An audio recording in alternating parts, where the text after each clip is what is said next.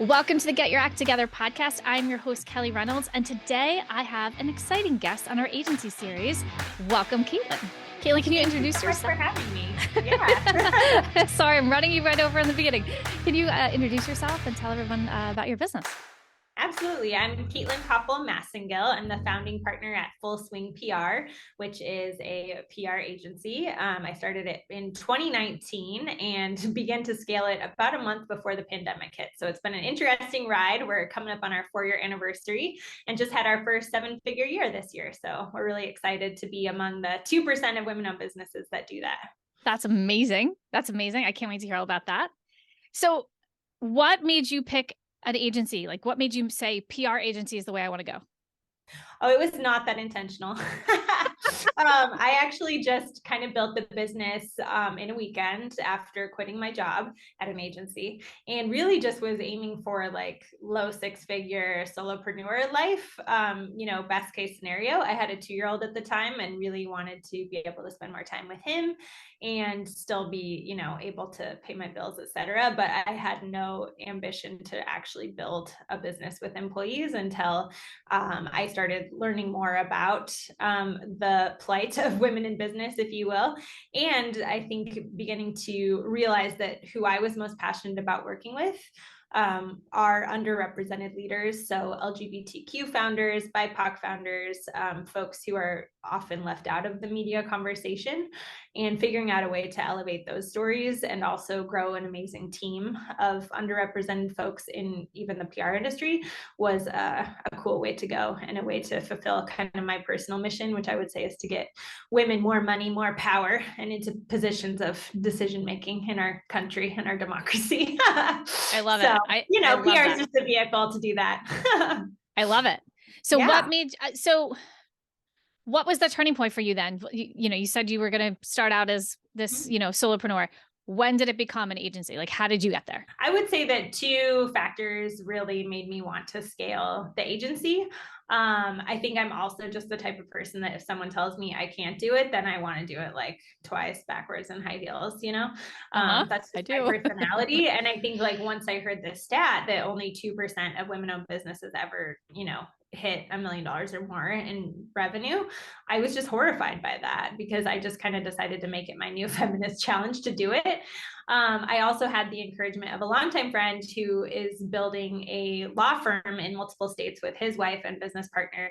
And I think they've been clients of ours for a long time, or since the beginning, basically. And watching their journey and having Luke's encouragement definitely inspired me to go for it. I think the other thing was connecting with Rachel Rogers of Hello 7 in spring 2020, and just really feeling like, okay, these are my people. Yeah, like, yes, perhaps I am not like a Fortune 100 kind of PR firm, and that's okay with me. But I really, really like helping elevate under-recognized leaders, folks from historically marginalized populations, so that they can tell their stories and begin to get themselves into the news media. I love this idea. Like, PR marketing, it's so hard anyway. Just like as a thing, those things are hard, especially when you have that mindset that you're a terrible marketer or you don't know how to talk to people. So adding on all of the other social, economic reasons that it makes it extremely hard. Like, I love the fact that that is your thing. Like, yeah. I mean, really only 35% of experts quoted in the news media are women in this country. And that those are mostly straight white, cisgender women, which just isn't okay with me. It doesn't reflect our communities, and it doesn't reflect the democracy that I believe, we are called upon to build as part of America's promise. I'm very patriotic in my core. I really believe in the ideals of this country, and it pains me that we're falling so short of those. And I think that's one of the things I love most about this online world. I came from Wall Street, so it was very much, especially 10, 15 years ago, it was white men doing everything. Women were the assistants. They were like there was like one in higher level, but coming here, everyone's woman. You know what I mean? Like, it's such a wonderful world to be in. Like, when you get on meetings, there's a lot of faces that are just women, and it's wonderful. Like, it's such a different world than where I came from in corporate. Yeah. You know what I mean?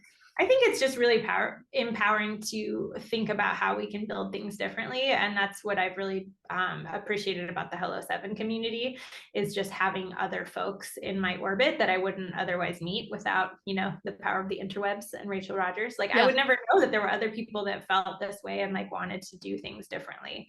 And it's just been cool to sort of flout the conventional wisdom about what you have to do to build a business from, zero in 2019 to $1.1 million this year. And I mean, we offer healthcare on day one. We offer 3 months paid parental leave. Like, we do the things that people say they can't afford to do. We have a DEI coach. We invest in, Rachel Rogers and her community as continuing education for ourselves. And, we're still able to pay ourselves and pay our bills. So like, I do think it can be done differently, and it takes different people being in charge to be able to bravely like power through that, and then be an example for others that want to build a different kind of capitalism and a different kind of world.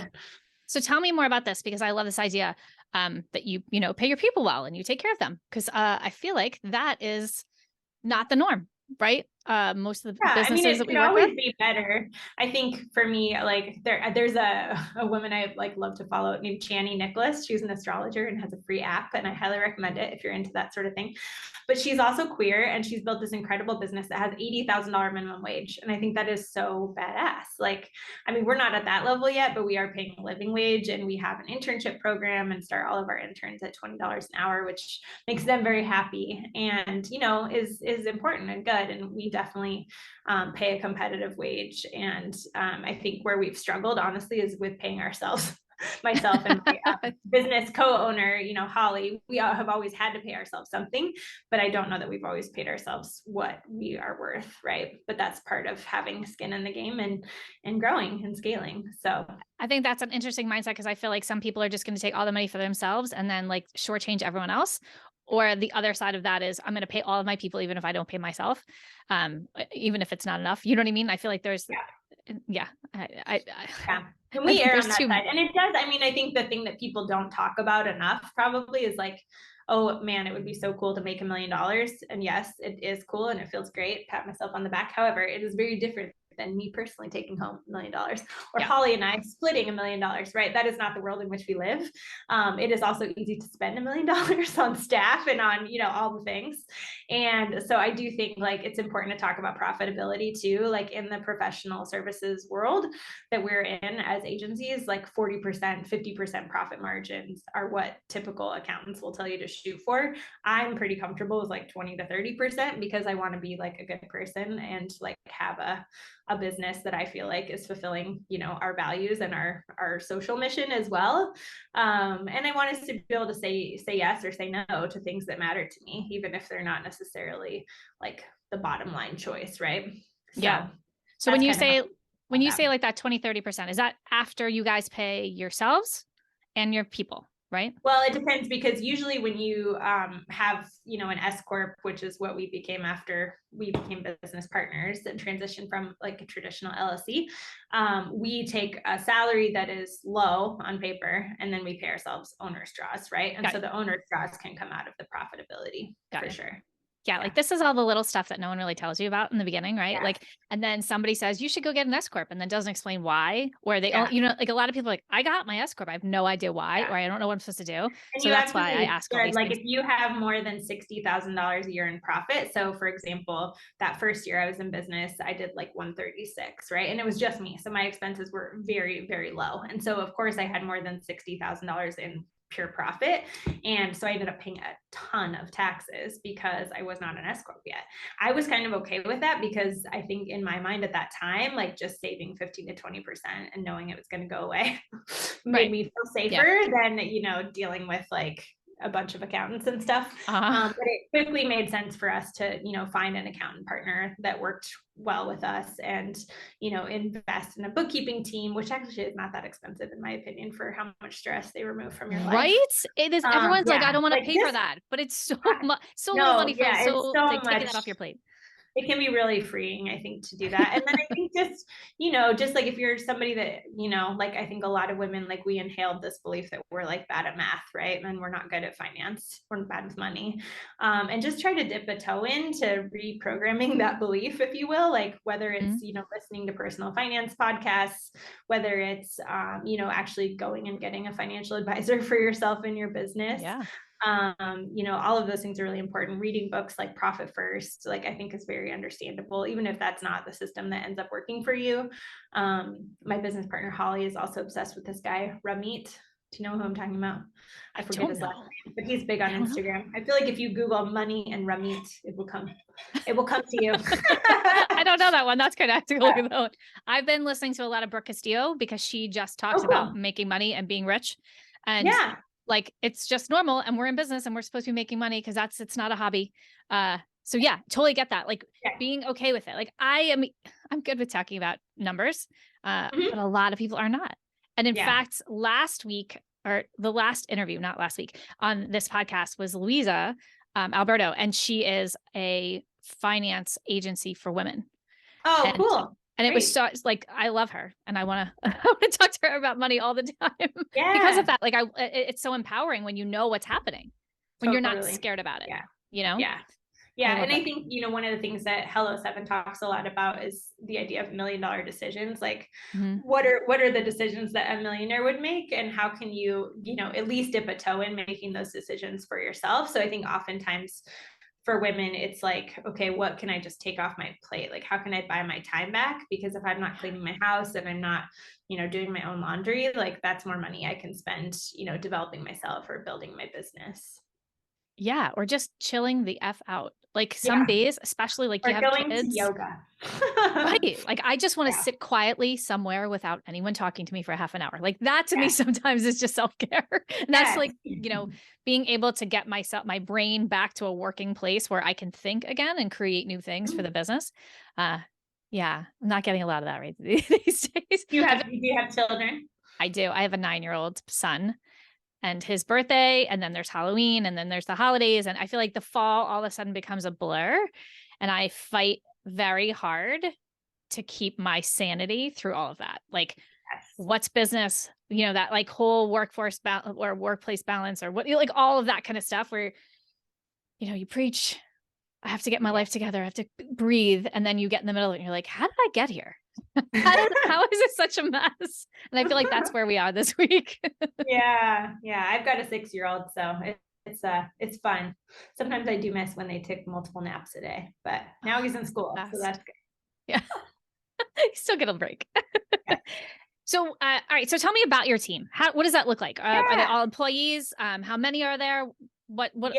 So we have 5 full-time W-2 employees at the moment.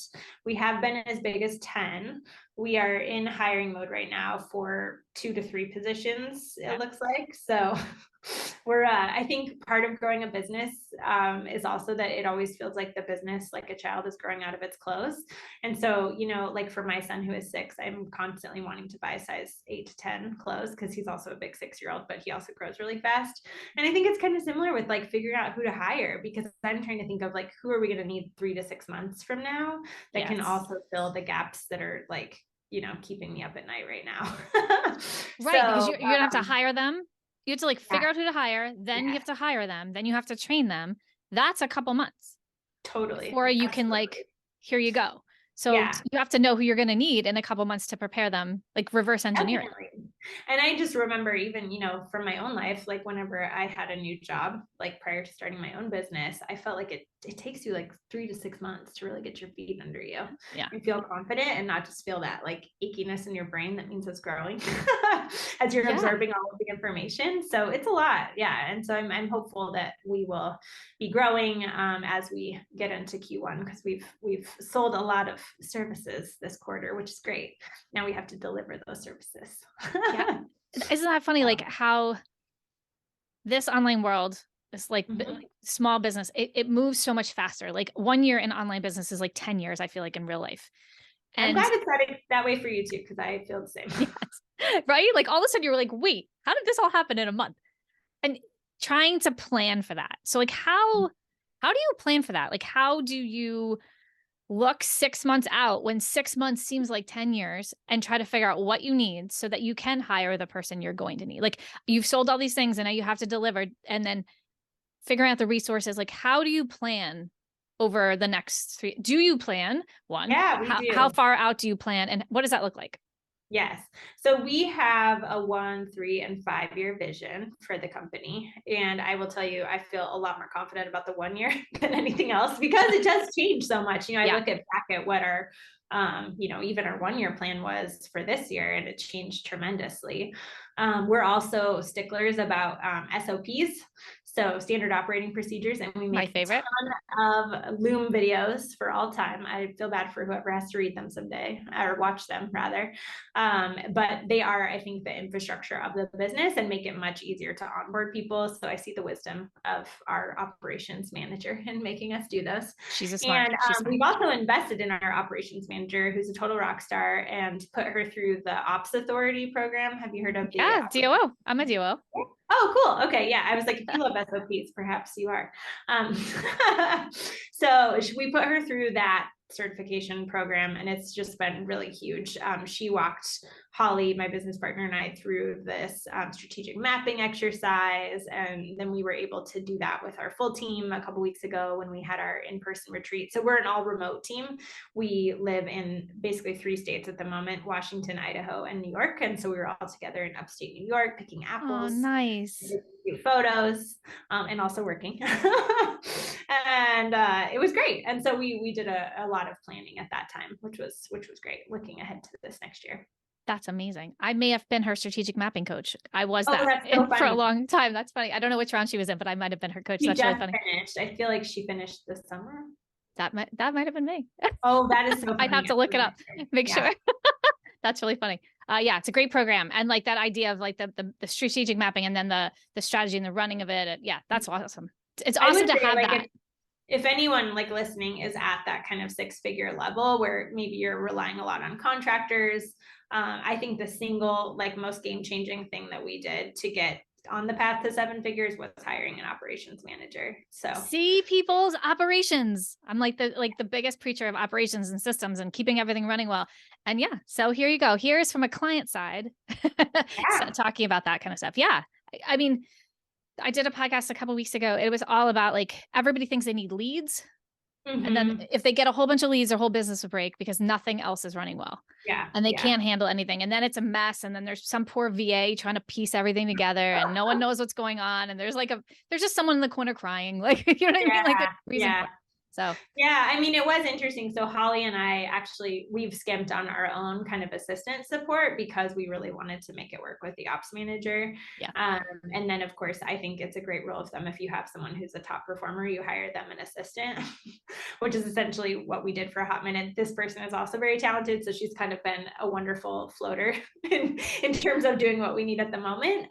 But yeah, it's just that operations core, I think, is huge, especially if, at some point you think you might want to sell your agency. You have to have those systems in place and lock down your IP so that you actually have something to sell, because a book of business is great and you need that too, but it's not enough. I don't think. I think you need like the 3-legged stool, I totally agree. I mean, like if someone's going to buy a business, they want the business, like the running of everything to keep running. And if everything's in your head, then, you can't buy that. Like it needs to be out of their heads. Yeah, totally. Love it. Or God forbid you get hit by a bus, Well, that's it. I mean, you're business saying to all the things I love right now, because this is what I've been preaching and preaching and preaching. We do systems and setting up dashboards and all this kind of stuff because it's so important. And it's like not the sexiest thing. Like I'm sure like building funnels is sexier, but like it's super important to making money. Yeah, well, and you can't really effectively measure whether or not your funnel is working if you don't have a KPI dashboard, in my opinion. I mean, I think it's really like important so we built out a new offer that's called our Make Headlines PR Accelerator. And it's basically a 6-week program where we deliver a lot of quick wins for clients in a short amount of time and give them a taste of what it's like to have us on retainer. It's a great way to like lay the foundation for your PR if you can't afford, a traditional kind of 12-month retainer agreement, which is the bulk of our clients. But also it can be a great way to just test and see if it's a good fit and see if you want to go down the retainer route. So I say all of that just for two reasons. One, as we launched that new product, it was really important for Holly and me to deliver it ourselves. We are just now starting to step back from delivering it because we perfected delivering it. We have a lot of wins, we have a lot of testimonials, we have happy clients, and now we can train our team how to do it the way that we would do it, which is huge in terms of scaling it as an offer. I think the other reason it's important is going back to the KPIs is like you really want to be able to show people what they're getting back from their investment with you, and PR can just be kind of nebulous. It can feel like, oh, it's the secret sauce. It's all who they know and their Rolodex or whatever the virtual equivalent of that is. And that's really not what it is. I mean, Holly used to produce live TV. I used to be a print journalist, and it's really about knowing what is newsworthy, I think, and being able to make reporters' lives easier and deliver them a well-packaged, succinct story, because that's what they're ultimately looking for. And there's so much turnover in the media too. Like even if you have contacts, like the odds that they're going to still be there in a year are not great.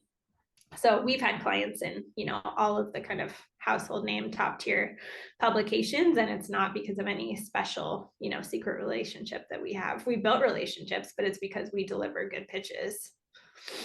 I love what you said before about we've perfected this first. We've gotten results. We can prove it works. Then we step back. And I feel like that is so important to say and like highlight, because I think a lot of people want to build it and then just pass it off to people without any of that testing. There's there's a lot of advice out here, let's say, that you don't need to be doing any of the work, just to have your team run everything. And I think that you saying that is so important. You need to figure out if it works. You need to be able to deliver those results, and then you can deliver that to the team, and then you can teach the team how to do it. But you can't expect your team to know how to do all this stuff because that's what you do, right? Yeah, I mean, you have to be able to cast your vision, and I think you have to be able to boil down your approach to solving whatever problem you solve for your clients. You have to be able to boil those down into a series of SOPs, right? You might not be the person that has to teach every person every time, but you have to somehow download your brain so that your ops person can train them. And I think you have to be able to, as a leader, know what your blind spots are so that you can hire around those. Like, I am not an ops person. I have nothing but respect for ops people. And I absolutely knew that we needed an ops person, and we needed one that was going to work for us. And so we got that, and she's been, transformational for the business. So that's amazing. That's awesome. I'm all about the ops. Love it. I love it. And often people need ops before they need PR too, because I will tell you, like, this doesn't happen so much now because I think we've gotten better at targeting kind of the right people for who will benefit the most from working with us. But like earlier on in the business, even like 6 months ago, a year ago, like we would get people coming to us for PR help. And I'm like, oh no, you need an executive coach or you need an ops person, because, the last thing we want to do is blow you up and get you, in the New York Times, and then your website crashes because you don't have any way to like deal with leads or capture them, or you get 100 leads and email list. Right, like you can't call them back, or you can't deliver it even if you wanted to. Right. Totally. And then people are like, PR doesn't work. Well, it's like, well, actually you still have to have a business and something, an offer that you're ready to sell. Yeah, like it doesn't matter how many leads come in if you can't sell the thing and deliver it well. Yeah. It doesn't matter. You will not make money. Everyone will hear how you are terrible at whatever you do because you can't get it done. Preach. Yeah. Totally. Yeah. So what is, so you're talking about like, kind of honing in on your clients. How do you get clients, and how have you honed that? Is it your messaging that you've honed better to get more qualified clients? Yeah, I think that's such a good question, and something that, all business owners that I know are continually refining. I mean, it's a lot has been through our networks. That has, I think, once I started the business, it was clear to me, like, people did want to work with me. And even if they hadn't worked with me at a previous agency that I did not own, they actually did want to work with me. And so that was really empowering. I mean, I walked away with one client and had 3 more, I think, by the end of 2 weeks, that first, weekend that I started my business, essentially. So it was very empowering. And I think that network has really shown up for me, but it's also changed as we've changed and grown and raised our prices and all of the things that come along with, like, perfecting your business model and growing your team. So now I would say a ton of our leads and who become clients are actually referrals. So word of mouth from previous clients, folks that we meet from our networks, from the Rachel Rogers community that we're a part of, from other, trainings or conferences that we've been to, board service that we've done, that sort of thing. And we've only really just since June been perfecting our online funnel. So actually investing in ads. We didn't always take our own advice because it can be hard when you're, in startup mode, like to carve out 10% of your gross and spending that on your own marketing, which is what I would tell any client to do, right? But did I do that myself? Not always. I did invest in operations though. And so now we've gotten that nut cracked or whatever. And so now we can go back and do our own marketing better. I think we've also done a good job of freeing up Holly and me to work on the business instead of being so mired in the business and working with clients all the time. Because now we feel like our team can do more of that. And so now we are investing. We spend at least $2,000 a month on Facebook ads, essentially online ads.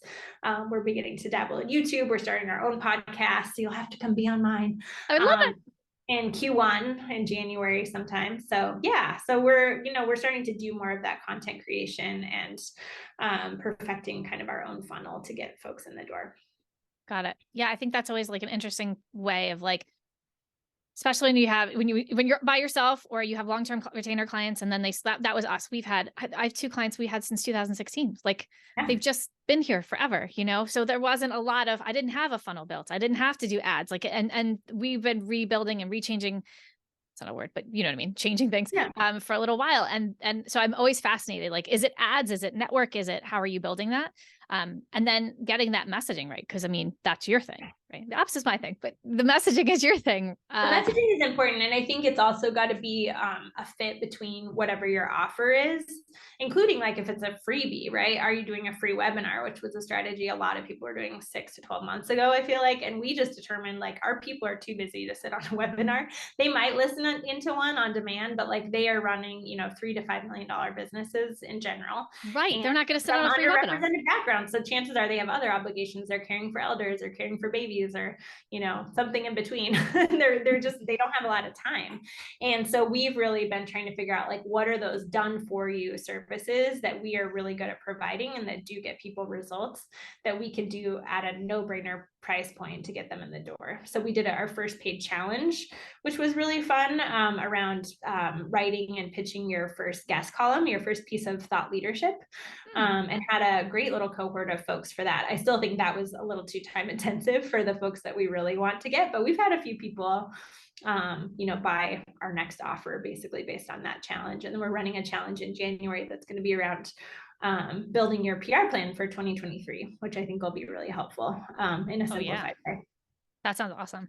Yeah, I'm finding that with like my coaching clients and my other colleagues, like there is a switch from everyone wants to save money and do all that stuff, but it's not as much DIY for the people that we want to work with. Like, I feel like a lot of the DIY stuff is for people that are starting out that are not going to get the retainer or the package or whatever. And the people that really need our help right now need that done for you thing. They don't want me to teach them how to make an SOP. They want me to do the damn SOPs because they don't have time for that. You know what I mean? Like that kind of stuff. So it's interesting that you're kind of saying the same thing with that, with targeting the people that you want to talk to, right? Like there's lots of people out there who would want a DIY approach, but that doesn't mean you want them as clients. No. And maybe there is like some type of offer for them if that's important, but I think it's just important to really understand where the bulk of your revenue is coming from, who's buying from you, and then going back to like, well, who do you want to be buying from you? And does that match what's actually happening? And how do you kind of bridge that gap?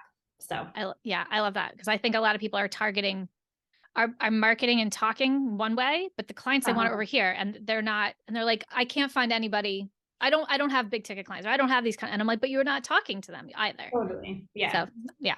And I think it's important to also remember that like if this seems hard, well, it's because it is hard.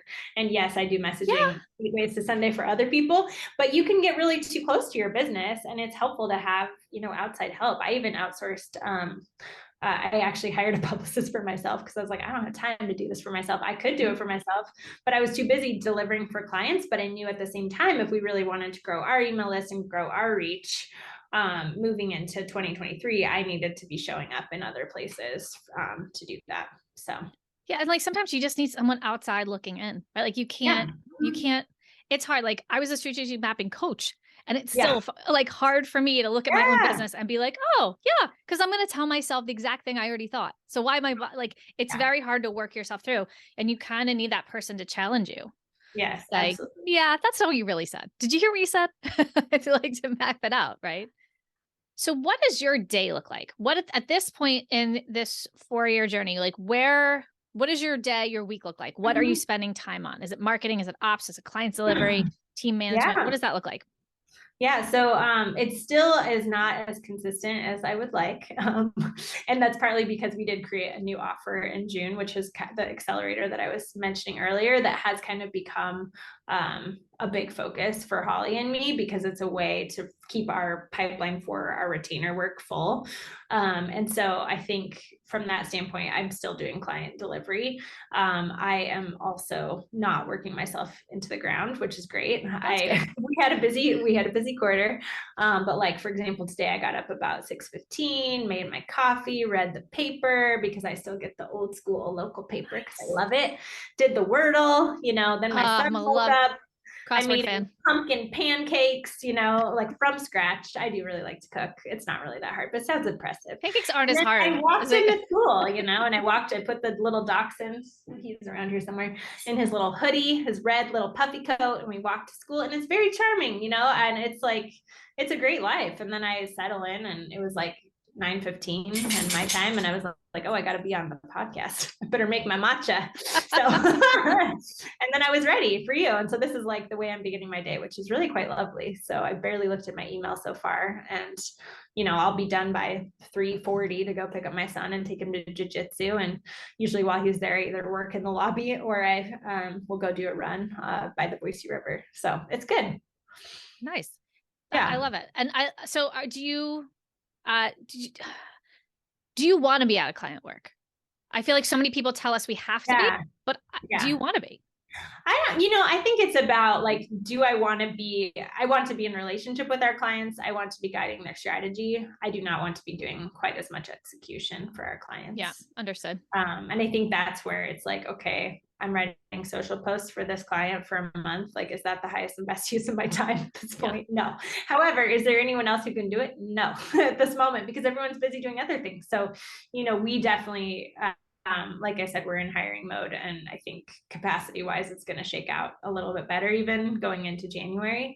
But yes, there are still days when I'm doing stuff that I'm like, really, why am I doing this? Totally. Can't someone else do this? But then I also, I'm working pretty much 9 to 4-ish. And then, once in a while I do have to catch up early in the morning or on Saturday morning or something, but it's, I definitely do not feel burnt out every day. I wake up and feel absolutely in love with my job. And I think a lot of that is a testament to Holly too, and having a business partner, because I like to call her my work wife because we have each other, and so it's a lot easier to take breaks, I think, when all the pressure is not on you all the time, and we can kind of share that weight.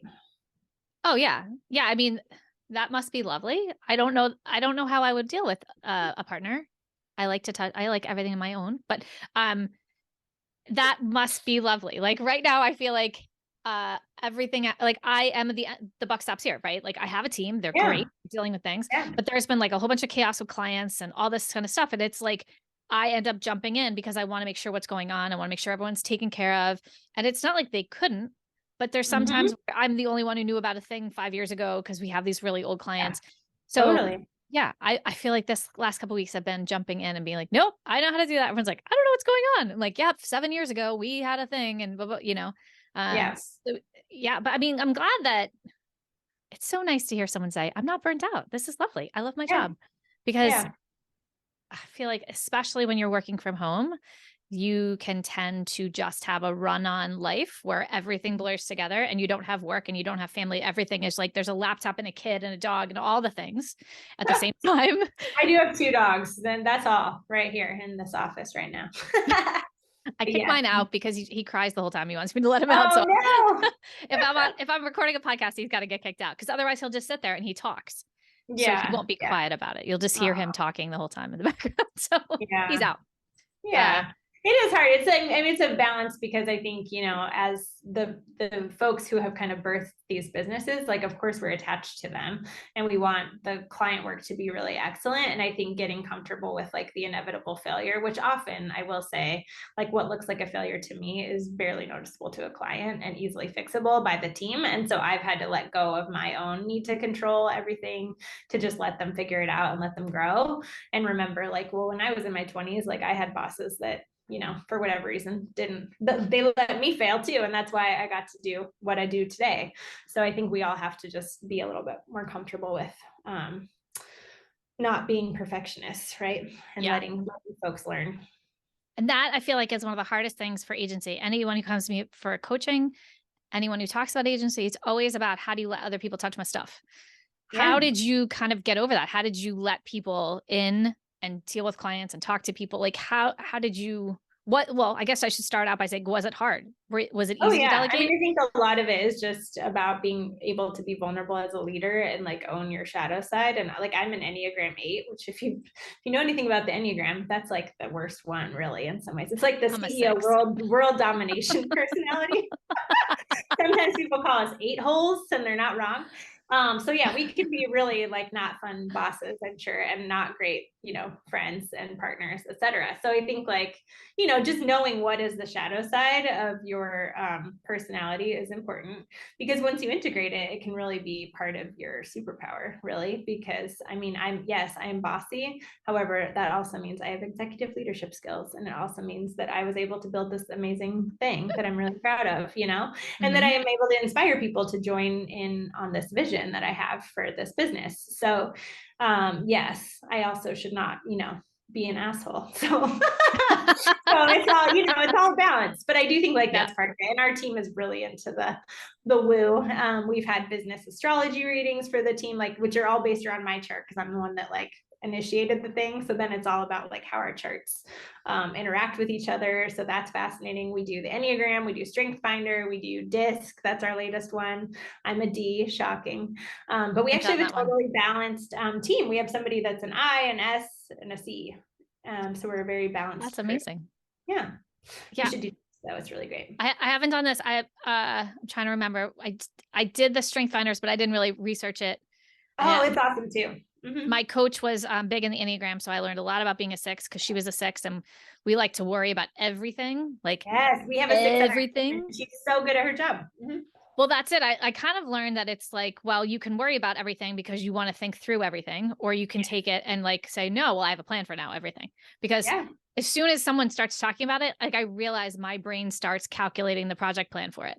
Like, okay, what are all the contingencies we need to think about? Like, and that's great when you're a mom and you're leaving the house and you need to have like extra clothes for your kid because he's going to be muddy, or like all those little things that drive me nuts. I've started to recalibrate that in my head. Like, no, you're really good at this. That's why you're good at your job. That's why you can look at something and know what the team should be, or how we should do the ops, and those kind of things about your personality, like learning that about you. And then you can kind of reframe it to not be like, instead of me being a crazy warrior, I'm just really prepared. Yeah, exactly. So and like learning that was great. True. And you can ask, the part of you that can be more neurotic to just like, thank you for your service. Now you can step back for a second because I got this. Yeah. I'm still working on that part. Be gentle on ourselves. And like anytime you do therapy and you do personal work, I think it helps you grow your business. So I think like growing your business, it's almost impossible not to do personal work. Totally. Yeah. I mean, everything we've learned from the other folks who are in our kind of Hello 7 mastermind for 7-figure business owners, like everybody, that's like the main advice is like, go to therapy, engage in self-care. Right? It's like, okay, well, I didn't expect that to be what my life looks like for the next 5 years, but okay. Cause I think we're so conditioned that like work is hard, and people that get ahead in America are slaving away from, 7 in the morning till 10 at night. And that's like, we have this like tech bro, image in our mind of like what it means to be a successful business owner. And it's really not true, or it really doesn't have to be true. So I'm all about doing it differently and building a healthier system for everyone. What is the biggest mistake you think you've made as you're building your business? Because I think a lot of people think, you were saying before, failing is great because you need to learn from your failures. Yeah. And I don't ever like to fail. Like that's part of me. I'm like, no, I'm going to, that's a hard thing for me to remember, is like, it's okay to mess up because you're learning from that. It's the only way you're going to learn. And most of the time I feel like when I mess up is usually, or there's a problem, it propels me forward so much faster. So is there a mistake that really helped you learn so much in your agency? Oh yes, there's lots of mistakes, I'm sure. I mean, I would say like thematically, like they're all kind of connected, right? So like one is probably around pricing, like undercharging and like waiting a bit too long to charge people what you're worth because you're trying to get up the guts to like have that conversation with your older clients, especially who've been with you for a That's long so time. hard. I don't think anyone looks forward to that conversation, no matter where you are in your business. I think boundaries are also important as when you're working in a retainer kind of way, and just not, I actually have a sticky note that's resist the urge to solve client problems for free. Is like on my computer right now, because like I just like problem solving is my love language, and I just really want to make sure that folks are successful. This is something that is rewarded in work life more so than in your personal life, it turns out. But I really like to solve people's problems because I can see how much better their life would be if they would just listen to me. But there's all kinds of problems with that. It's its own form of codependency, really.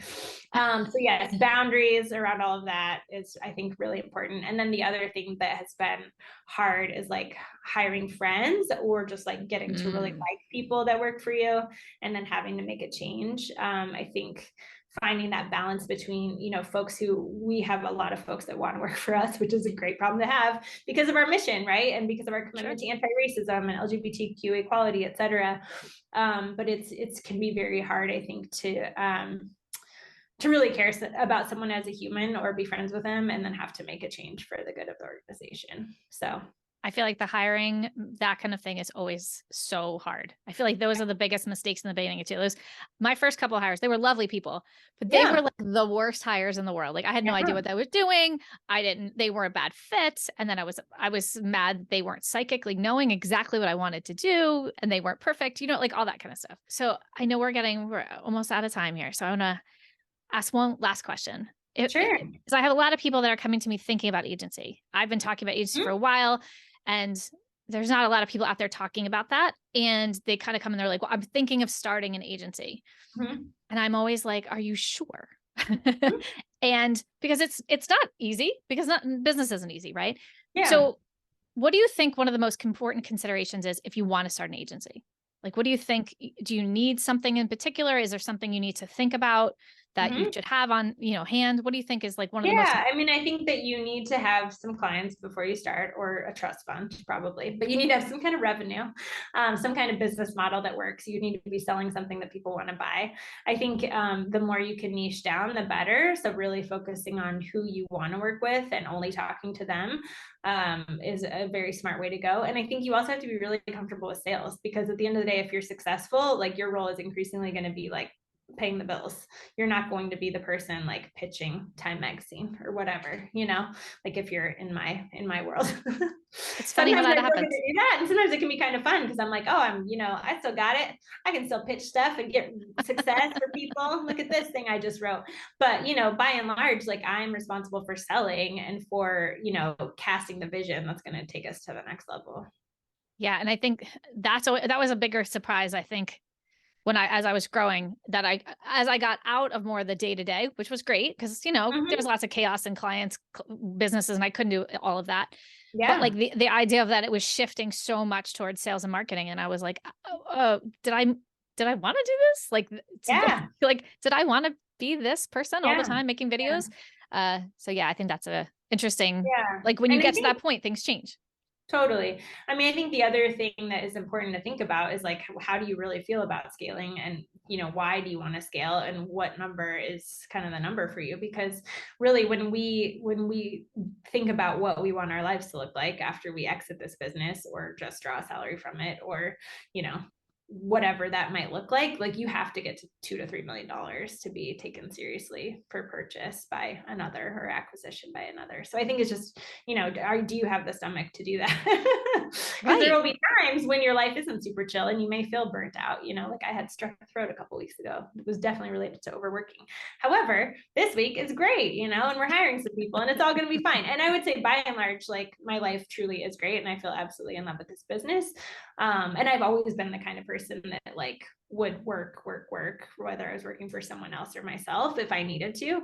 And this has been owning my own business has felt like the most balanced or integrated way of being in the world for my personality. Yeah. I think that the funny thing is like, we're in business, so it's like so much on us, but at the same time, we get to dictate what it is. Yeah. Like I can't imagine going back and having a corporate job at this point, like having someone tell me I had to be somewhere all day, every day, like commuting, like there's no way my brain just can't do that anymore. Yeah. Yeah. No way. I like to say I'm totally unemployable, so I got to make this work. Right. Yeah. I said that when there was this large client, it's a whole saga this year, but one of my older clients, they sold their business over the summer and it's just been chaos. And I'm like, everyone's like, would you ever go back to work? And I was like, I would literally dig ditches instead. Like, there's no way. Just in my backyard, just digging dishes and filling them back in. Like I can't go back. I can't go back. Yes. Well, Caitlin, this has been fantastic. Thank you so much for being on the podcast today. Can you tell everyone where they can find you? Sure. Yeah, we're at Full Swing PR on Instagram and www.fullswingpr.com.